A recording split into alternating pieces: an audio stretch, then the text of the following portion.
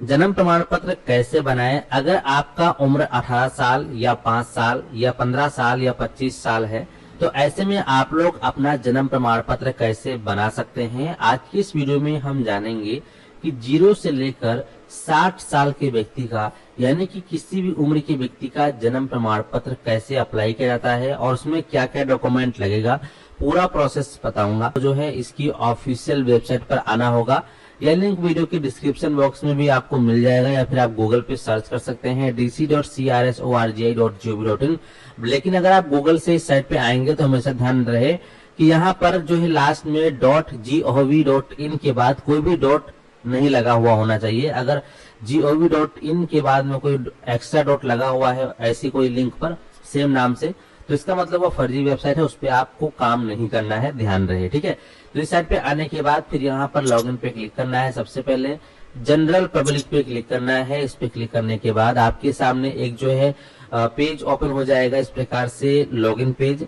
अब यहाँ पे आपको लॉगिन करना होगा, लेकिन अगर यहाँ पर आपका आईडी नहीं बना है तो आईडी कैसे मिलेगा, कैसे आप लॉगिन करेंगे? इसके लिए दोस्तों यहाँ पे आपको एक ऑप्शन मिलेगा साइन अप का। सबसे पहले आप साइन अप पे क्लिक करेंगे।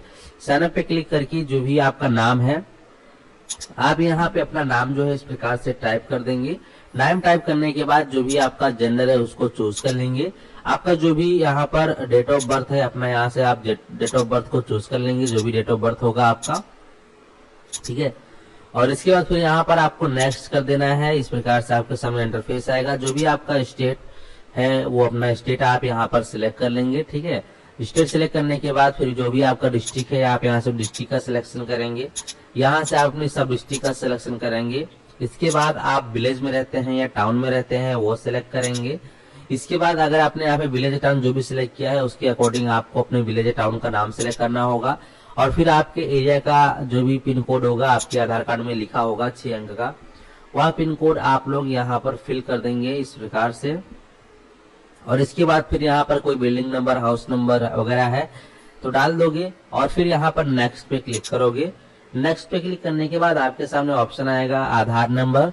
तो यहाँ पे आपका आधार कार्ड में जो 12 डिजिट का आधार नंबर लिखा होता है नंबर डालेंगे। यहाँ पर आपको नेशनैलिटी में इंडियन को सिलेक्ट करना है, इस पे क्लिक करना है, नेक्स्ट पे क्लिक करना है। इसके बाद आपके सामने चौथे चरण में आएगा आपका मोबाइल नंबर और ईमेल आईडी डालने का ऑप्शन, वो डालोगे। फिर 5वें चरण में आपके उसी नंबर पर ओटीपी आएगा, ओटीपी डाल के सबमिट करोगे तो आपका आईडी यहाँ पर क्रिएट हो जाएगा। तो मेरा आईडी ऑलरेडी बना हुआ है। तो वापस से हम होम पेज पे आएंगे, वापस से हम यहाँ पे आएंगे, फिर जनरल पब्लिक पे हम क्लिक करेंगे और इस बार फिर हम जो है जिस नंबर से भी अपना आईडी रजिस्ट्रेशन किए हैं, आईडी बनाए हैं, वही मोबाइल नंबर यहाँ डालोगे और जो यहाँ पर कैप्चा दिख रहा है इसको सॉल्व करके इसके अंदर डालोगे और फिर यहाँ पर लॉगिन पर क्लिक करोगे। नंबर पर इस प्रकार से 6 अंक का ओटीपी भेजा जाएगा। तो ये ओटीपी आपके नंबर पर भी जा सकता है और जो आपने ईमेल दिया था उससे भी जा सकता है। तो जो ओटीपी आपके पास आया है उस ओटीपी को यहाँ पर आपको प्रॉपर फिल कर लेना है। तो ओटीपी यहाँ डालने के बाद फिर आप यहाँ पे लॉगिन पे क्लिक करेंगे। जैसे ही आप लॉगिन पे क्लिक करेंगे तो आप सभी जो है अपनी आईडी के माध्यम से इसमें लॉगिन हो जाएंगे। लॉगिन होने के बाद अब आपको अपना बर्थ अप्लाई करना है। तो बर्थ अप्लाई करने के लिए आप यहाँ पर बर्थ वाले ऑप्शन पे क्लिक करेंगे और इसके बाद यहाँ आपको एक ऑप्शन दिखाई देगा रिपोर्ट बर्थ, इस पे आपको क्लिक कर देना है। जैसे ही आप रिपोर्ट बर्थ पे क्लिक करोगे तो अभी कुछ सेकंड में आपके सामने जो आपका बर्थ रजिस्ट्रेशन फॉर्म है वह खुल के आएगा, जहां पर फिर आपको अपनी पूरी डिटेल फिल करनी है। तो इस प्रकार से हमारे सामने बर्थ रजिस्ट्रेशन फॉर्म खुल के आ चुका है। यह प्रक्रिया टोटल 4 चरण में आपको कंप्लीट करनी होगी। तो इसके लिए सबसे पहले आपका जो भी स्टेट है आप यहाँ से अपना स्टेट का चयन करेंगे और इसके बाद यहाँ पर जो जनरल इंफॉर्मेशन में सूचनाएं हैं, लैंग्वेज है हिंदी इंग्लिश, इसको ऐसे ही रहने दें। और इसके बाद जो भी बच्चे की जन्म का तिथि है आप यहाँ से सबसे पहले जिसका भी जन्म प्रमाण पत्र अप्लाई कर रहे हैं सबसे पहले आप उसका जो है बर्थ का ईयर सेलेक्ट करेंगे, फिर बर्थ का मंथ सेलेक्ट करेंगे, फिर डे सेलेक्ट करेंगे, इस प्रकार से।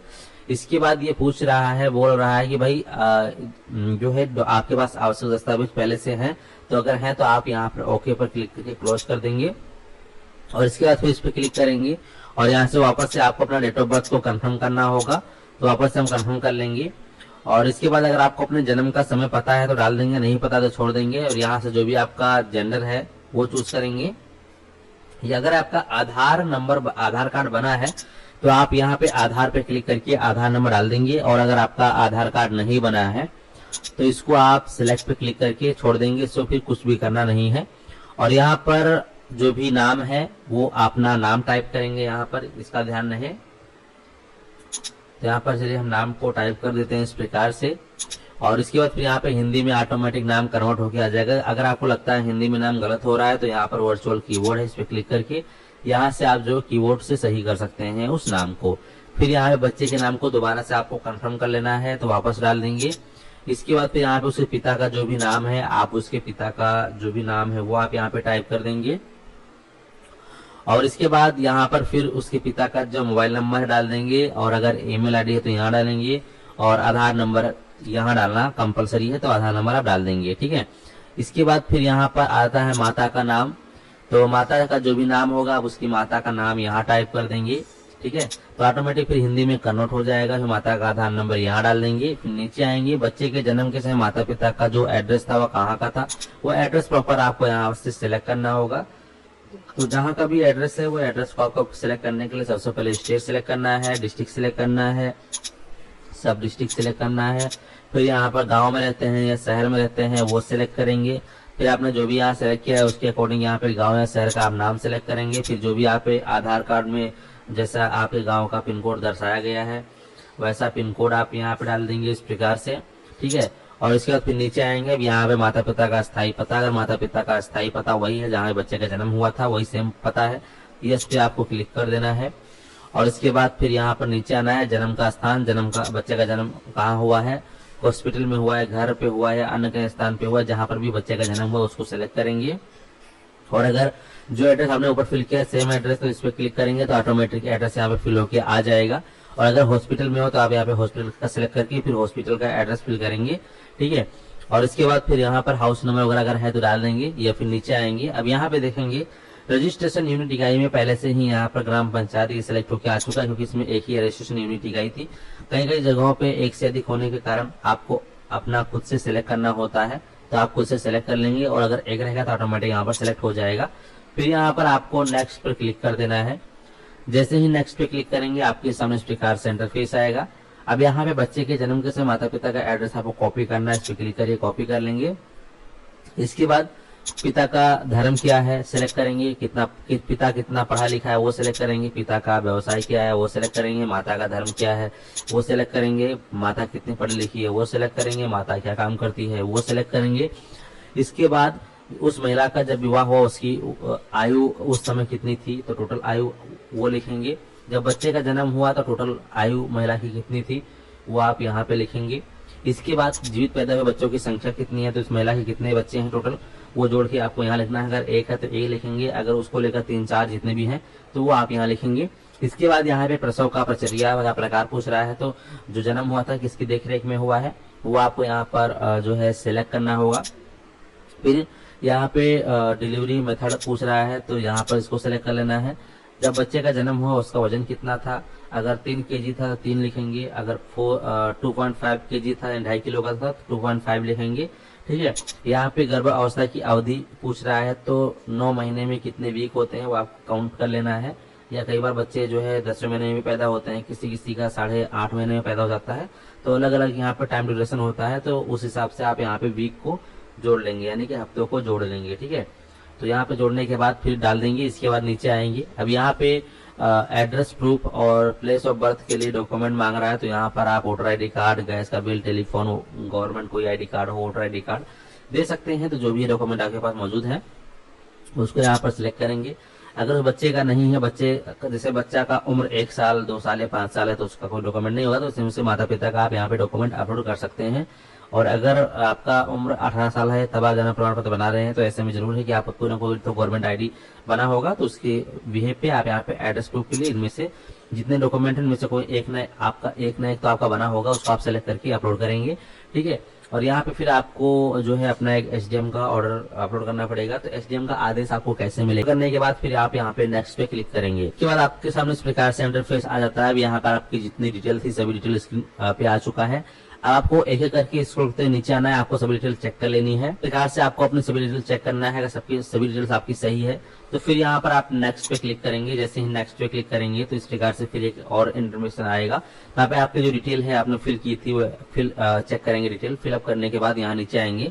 अब यहाँ पे बोल रहा है कि भुगतान का विवरण, यानी कि अगर आप 1 साल के बाद में जो है जन्म प्रमाण पत्र के लिए आवेदन करते हैं तो इसमें आपका जो लेट फीस है 10 रुपए लगेगा, ठीक है। और कहीं कहीं ज्यादा भी हो सकता है। अलग अलग स्टेट में, अलग अलग डिस्ट्रिक्ट में, अलग अलग राज्यों में अलग अलग अमाउंट यहाँ पर पे करना पड़ सकता है आपको। इस प्रकार से यहाँ पर हमारे केस में यहाँ पे पेमेंट भुगतान 10 रुपए दिखा रहा है, तो आपको ये पेमेंट ऑनलाइन ही करना होगा। पेमेंट जो है आप QR code, debit card, credit card के माध्यम से कर सकते हैं, ठीक है। और यहाँ पे प्रमाण पत्र का विकल्प बहुत रहेगा, इसको ऐसे नहीं, यहाँ पर आपको टिक करना है। टिक करने के बाद सबमिट कंफर्म पे क्लिक कर देना है।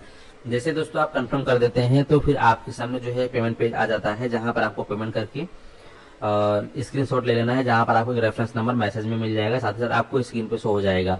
अब आप अपना जन्म प्रमाण पत्र का स्टेटस कैसे चेक कर पाएंगे और कैसे अपना जन्म प्रमाण पत्र डाउनलोड करेंगे, इसके बारे में जान लेते हैं। पत्र का स्टेटस चेक करने के लिए और जन्म प्रमाण पत्र डाउनलोड करने के लिए आपको वापस से होम पेज पे चले आना है और यहाँ पर आपको सेल्फ रिपोर्ट एप्लीकेशन का एक ऑप्शन दिखाई देगा।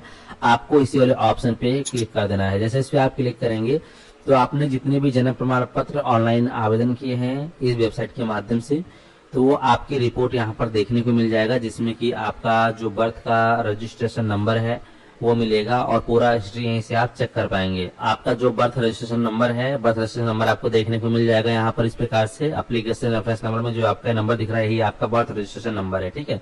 और यहाँ पे टाइप ऑफ इवेंट में रिपोर्ट बर्थ देखने को मिलेगा, आपका नाम, आपका डेट देखने को मिलेगा और यहाँ पे भी हमने सबमिट किया इसलिए सबमिटेड लिखा हुआ आ रहा है। और यहाँ पर जब आपका अप्रूव हो जाएगा तो एक्शन के नीचे डाउनलोड का ऑप्शन आएगा, यहाँ से अपना डिजिटल जन्म प्रमाण पत्र डाउनलोड कर सकते हैं और यहाँ से आप स्टेप बाय स्टेप पूरा प्रक्रिया चेक कर सकते हैं।